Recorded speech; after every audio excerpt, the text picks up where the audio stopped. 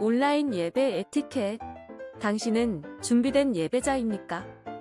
지금 당신의 복장은? 집에서 입던 옷 그대로 교회 갈 때처럼 깔끔하게 지금 당신의 자세는? 침대에 누워서 편안하게 책상에 앉아서 준비된 자세로 찬양을 부를 때 당신의 자세는? 누가 들을라 침묵을 지켜요. 마음을 다해 소리내어 찬양해요. 기도할 때 당신의 자세는? 누가 보지도 않는데 다른 짓 좀 하면 어때? 마음과 정성을 다하여 진심으로 당신의 예배 자세는 어떤 모습인가요? 준비된 몸과 마음으로 하나님께 영광 돌리는 거룩한 예배 시간 되시기 바랍니다.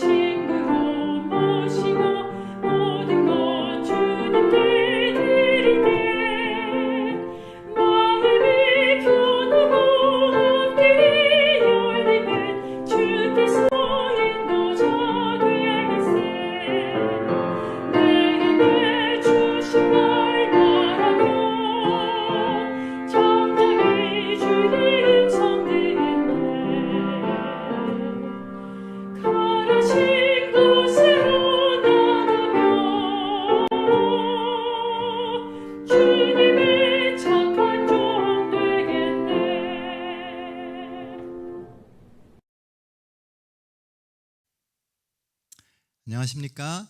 2024년 12월 첫 번째 화요 예배에 오신 우리 모든 성도님들을 주의 이름으로 환영합니다.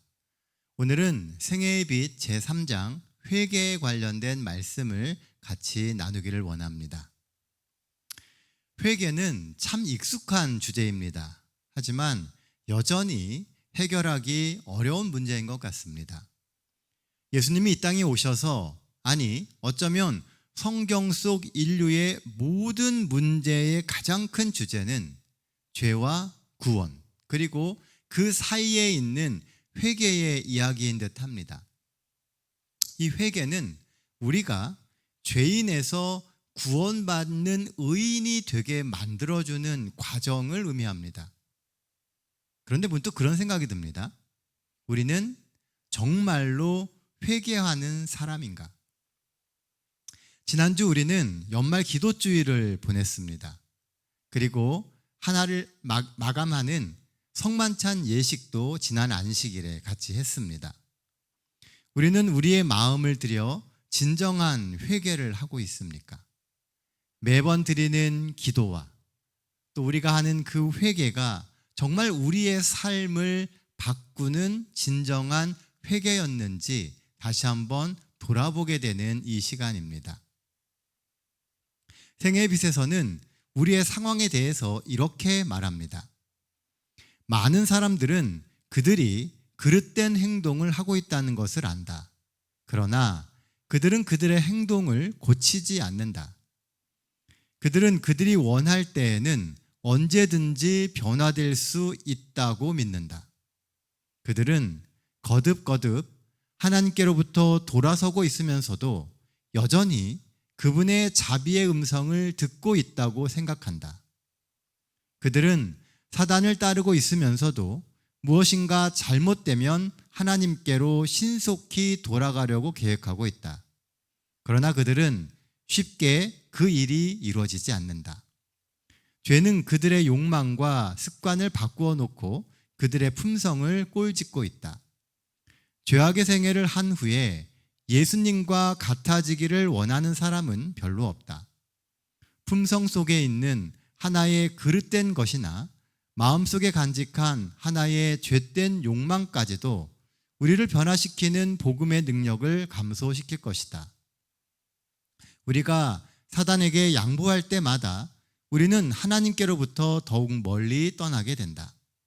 만일 우리가 하나님의 말씀 듣기를 유의하지 않을 것 같으면 우리는 스스로가 택한 결과를 거두고 있는 셈이다. 우리는 알게 모르게 우리 자신을 아주 많이 신뢰하고 있는 것 같습니다. 마치 나는 내가 원하면 언제든지 죄로부터 돌이킬 수 있다고 믿고 지금 우리가 살아가는 삶이 충분히 내가 통제할 수 있는 영역 안에서 이루어지고 있다라고 착각을 합니다. 그래서 내가 마음만 먹으면 언제든지 하나님의 길로 돌아갈 수 있고 내가 마음만 먹으면 언제든지 잘못된 삶도 바로잡을 수 있다라고 생각하고 있다는 것이죠. 그러나 사실은 우리는 우리의 삶의 통제권 밖에서 위태롭게 살아가는 경우가 너무나 많습니다.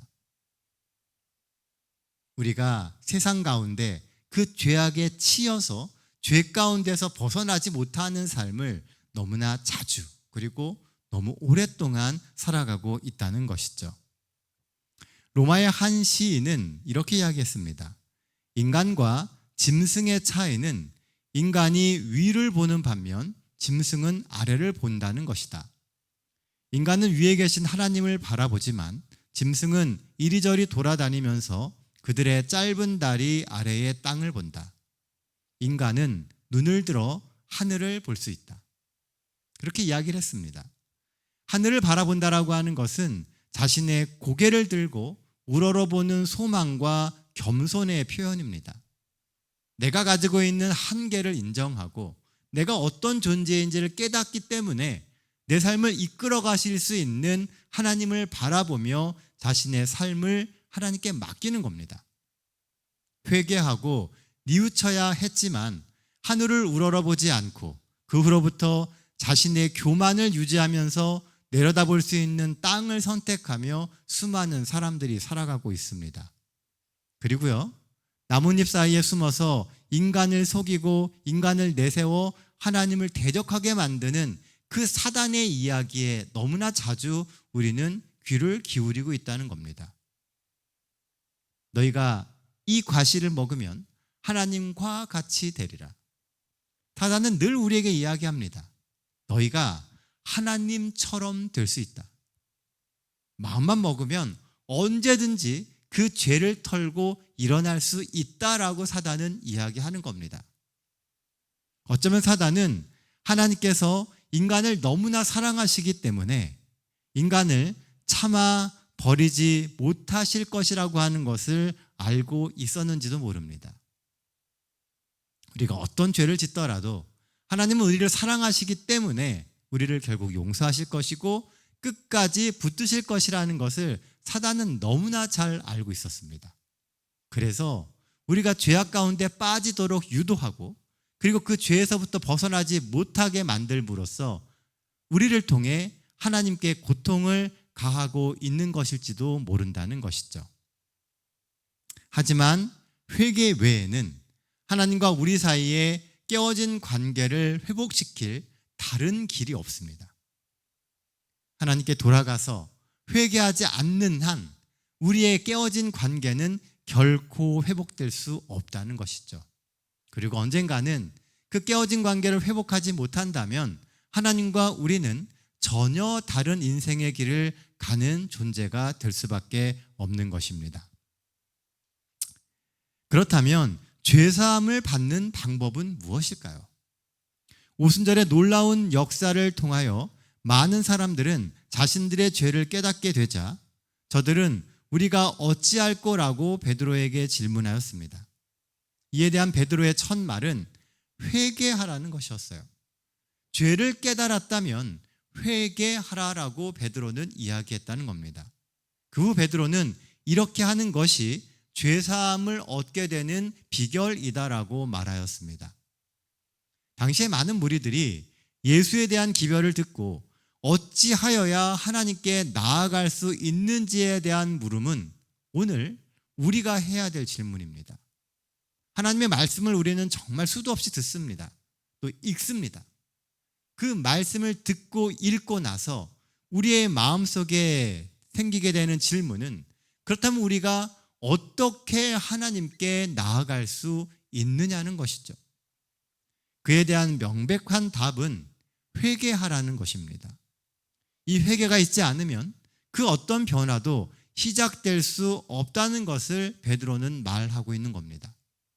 회개가 우리가 지금의 삶에서부터 벗어나서 하나님께 돌아갈 수 있는 첫 번째 발걸음이라는 거예요. 그 발걸음을 떼야 그 다음에 하나님께서 우리 속에 역사하셔서 우리의 죄를 사하시고 우리를 예전과 같이 살아갈 수 있도록 인도하실 수 있는 것입니다. 그러므로 회개란 내 상태를 깨달을 때 비로소 시작됩니다. 왜냐하면 회개는 돌이킴이기 때문입니다. 회개라고 하는 말의 의미는 내가 있는 곳에서 돌이킨다라고 하는 거예요. 그런데 문제는 내가 서 있는 곳이 어딘지를 모르는데 어떻게 돌아올 수 있느냐는 것이죠. 그러므로 회개할 수 있는 사람은 내가 처해 있는 그 상황, 그 환경이 어떤 상태인지를 먼저 깨달을 수 있는 사람만이 회개할 수 있게 되는 것입니다. 내가 서 있는 곳이 매우 위험하고 안전한 길이 아님을 알 때 비로소 우리의 마음 가운데 돌이켜 안전하고 하나님께서 지켜주시는 그곳으로 갈 수 있는 마음과 의지가 생겨나는 것입니다. 회개란 죄를 슬프게 여기고 죄에서 떠나는 것을 의미합니다. 내가 오늘날 죄악된 곳에 서 있다라고 하는 것을 깨달았다는 것이죠. 그래서 그 죄된 그곳에서 떠나기를 원하는 것이 바로 회개입니다. 죄가 얼마나 가증한지 알지 못하면 우리는 죄를 버릴 수 없게 될 것이다. 우리가 죄에서 돌아서기로 작정하기 전에는 우리의 생에 진정한 변화가 생길 수 없다. 여기 보면 우리가 어떤 의지를 갖느냐가 매우 중요하다고 이야기합니다. 우리가 죄인임을 인정하고 우리가 처해 있는 그 상황이 죄된 상태임을 인정하게 되었을 때, 그리고 그 죄로부터 떠나가기를 마음속에 결심하게 될 때 비로소 우리의 생애에 진정한 변화가 생길 수 있다는 겁니다. 그런데요, 종종 많은 사람들이 착각을 합니다. 이 회개와 후회라고 하는 것을 구별을 못해요. 회개는 단순한 후회가 아닙니다. 회개나 후회나 전부 뭔가 잘못되었던 것을 깨닫는 것입니다. 그러나 근본적인 차이점이 하나 있어요. 그것은 그 잘못된 것을 깨달은 이후의 삶의 모습입니다. 후회는 잘못되었음을 깨닫지만 그 후회가 삶의 변화를 위한 강한 행동을 만들어내지는 못합니다.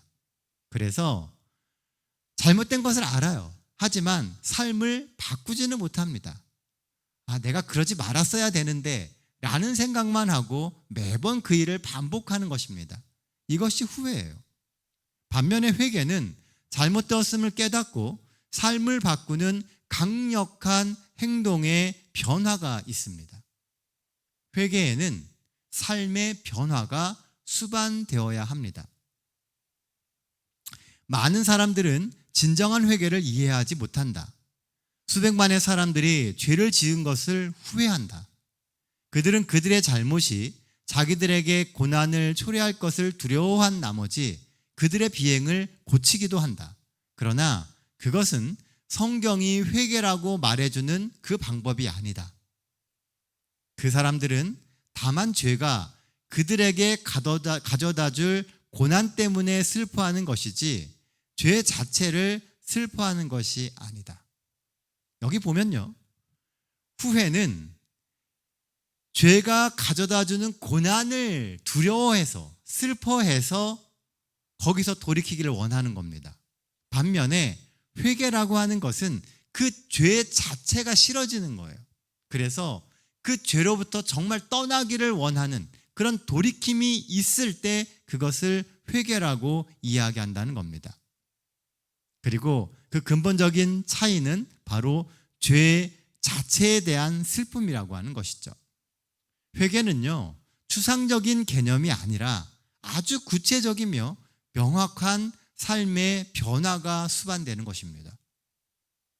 그래서 신앙을 해가면 해갈수록 이 회개라고 하는 것이 참 더 어려워지는 것 같습니다.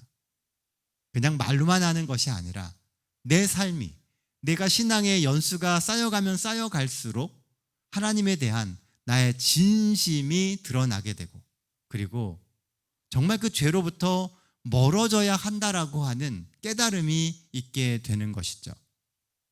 그렇게 죄에 빠질 수밖에 없는 내 자신의 연약함을 안타까워하면서 하나님의 도움을 구하는 것이 진정한 회개의 길이라고 성경은 말합니다. 성경에 보면요, 이 회개처럼 보이지만 회개가 아니었던 몇몇 사람들의 예가 나옵니다. 제일 먼저는 발람입니다. 스스로는 하나님께 죄를 지었다고 말하고 있지만 정작 발람이 두려워하는 것은 하나님의 심판이었습니다. 그가 하나님의 선택받은 선지자였지만 눈앞에 주어지게 되는 이 보물 앞에 그가 갖고 있는 사명을 팔았죠. 그리고 그것 때문에 오게 되는 그 두려움이 바로 발람의 돌이킴, 후회였다는 것입니다. 자신이 저지른 죄에 대해서 여전히 그는 반성하고 있지 않습니다.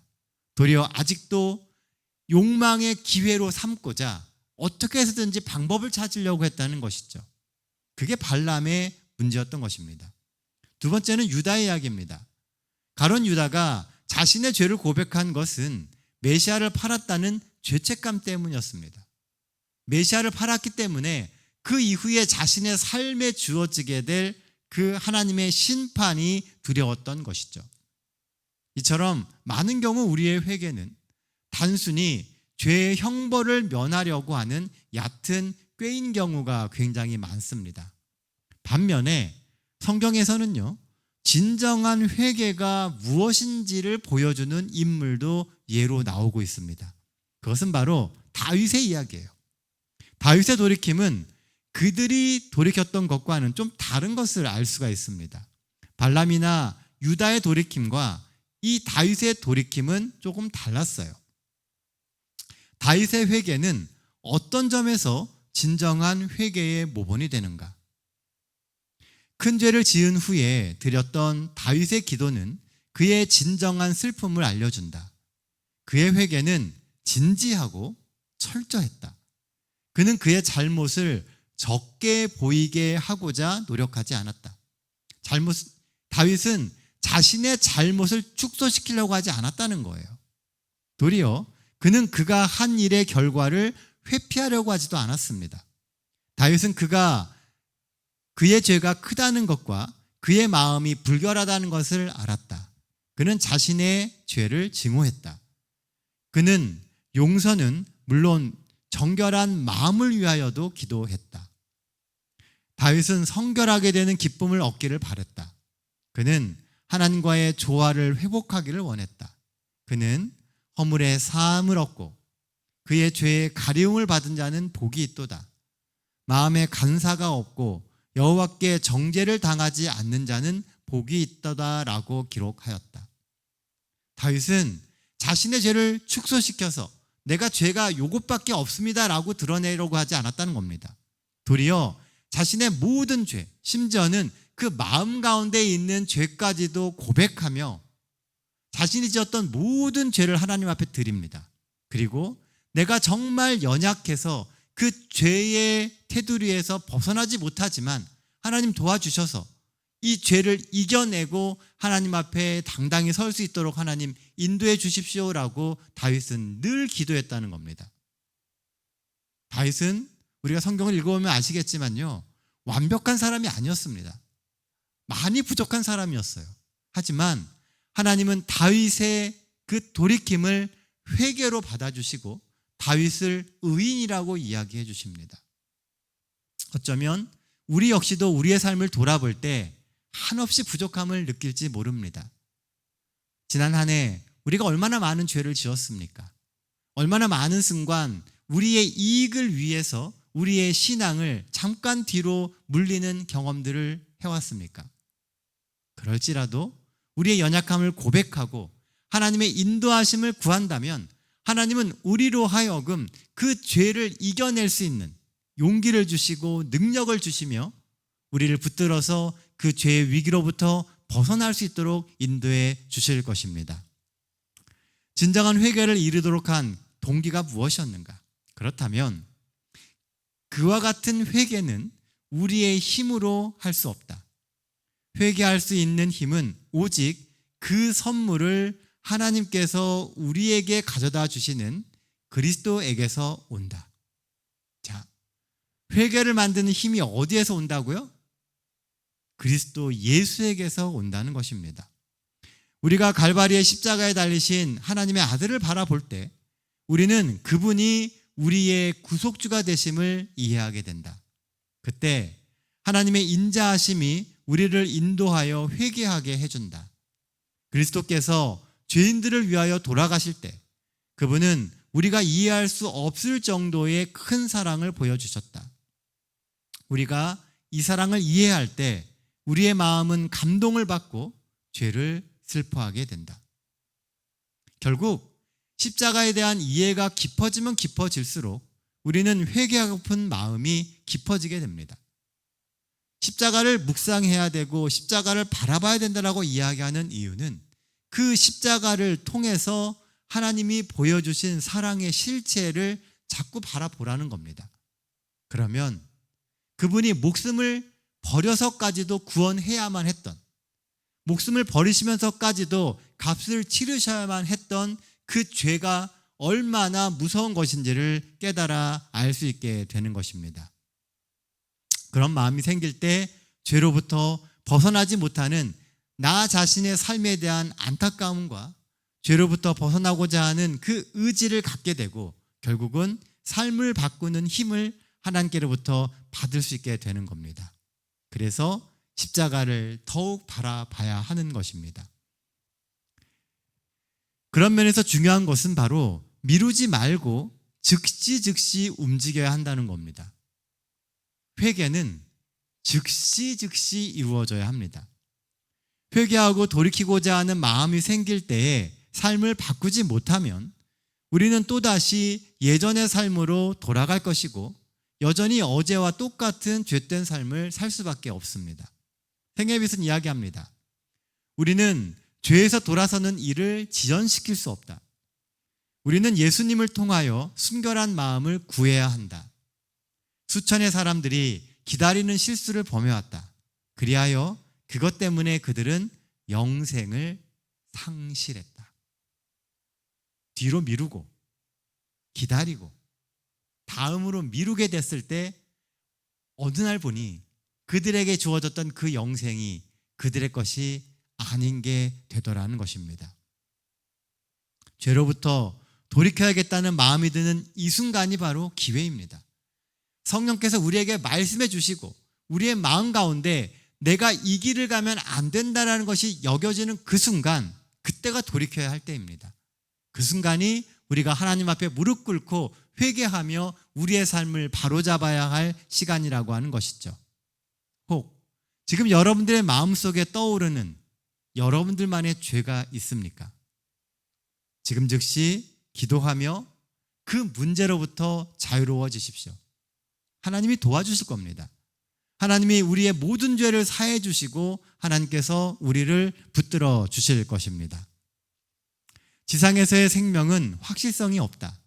그것은 짧을 수도 있다. 하나님의 성령의 음성에 복종하기를 지체하고 죄악 속에서 살기를 택하는 일에는 늘 무서운 위험이 따른다. 하나님께 순종하는 일을 지체할 때에 바로 이런 선택을 하게 된다. 죄가 아무리 작은 것일지라도 우리는 그것을 우리의 마음에 머물도록 용납해서는 안 된다. 만일 우리가 그렇게 하면 우리는 큰 손실을 당할 것이다. 만일 우리가 죄를 정복하지 않으면 죄가 우리를 정복하고 우리를 멸망시킬 것이다. 우리가 죄를 정복하지 않으면 결국은 죄가 우리를 정복하게 될 거라는 겁니다. 죄를 빨리빨리 떼어내지 않으면, 회개를 통하여 죄를 버리는 일을 하지 않으면 어느 순간 우리의 삶이 죄에 완전히 찌들어서 내가 가지고 있던 하나님의 자녀로서의 그 본질을 잃어버리게 만들게 될 거라는 것이죠. 우리는 하나님의 사랑을 충분히 깨닫게 될 때 죄가 얼마나 무서운 것인가를 잘 알게 된다. 우리가 그분께서 우리를 붙들기 위하여 얼마나 멀리까지 손을 뻗쳤는가를 깨달을 때 우리는 예수님의 희생에 대하여 어느 정도 이해하게 된다. 그때 우리는 진정으로 죄를 슬퍼하게 되고 우리의 마음은 예수님에 대한 사랑으로 충만해진다. 회개는 내가 하는 것이 아닙니다. 내 속에 하나님의 사랑이 충만해질 때 자연스럽게 우러나오게 되는 거예요. 내 안에 하나님의 사랑이 가득해질 때, 내 마음이 하나님의 사랑을 느낄 때 정말 회개하고 싶은 그 마음이 생겨나게 된다는 것입니다. 그러므로 오늘 우리에게 필요한 것은 우리의 삶에 예수 그리스도를 향한 사랑을 채워가는 겁니다. 이 한 주도 주께서 주시는 그 사랑의 마음을 더 많이 묵상하고 또 생각하심으로 예수님의 사랑을 향해 한 걸음 더 나아가시는 우리 모든 성도님들 되게 되시기를 간절히 바랍니다. 하나님은 언제나 우리와 함께 하십니다. 하나님의 사랑으로 이 12월 한 달 정말 주 안에서 지난 한 해를 회개하며 다시금 깨끗한 사람으로 주의 자녀로서 새 힘을 얻게 되시는 우리 동탄 새하늘교회 모든 성도들 되시기를 간절히 소망하며 말씀 마치겠습니다. 기도하겠습니다. 은혜로운 아버지 하나님, 오늘 이 저녁 저희가 무릎 꿇고 하나님의 인도하심과 또 하나님의 사랑을 깨닫게 하심을 인하여 감사드립니다. 하나님, 하루하루 살아가면서 우리의 삶에 알게 모르게 먼지처럼 끼어들었던 수많은 죄들을 다시 떠올리게 됩니다. 하나님, 그 죄를 털어내고 주님 앞에 회개할 수 있는 우리 모두가 되게 하여 주시옵소서. 그 죄를 버리고 그 죄악의 길을 떨치고 일어날 수 있는 용기가 오늘 우리에게 있도록 하나님 힘을 더하여 주시옵소서. 그래서 늘 하나님과 함께 동행하는 삶을 살기 위하여 하나님께 귀 기울이고 우리의 마음속에 하나님의 사랑을 더욱 채워갈 수 있는 믿음의 가족들 될 수 있게 하나님 축복하여 주시옵소서. 하루하루 살아가며 늘 주님과 동행하며 주의 능력을 더디어 살아갈 수 있도록 하나님 축복해 주시고 인도해 주시옵기 바라오며 우리 구주 되시는 예수님의 이름으로 기도드립니다.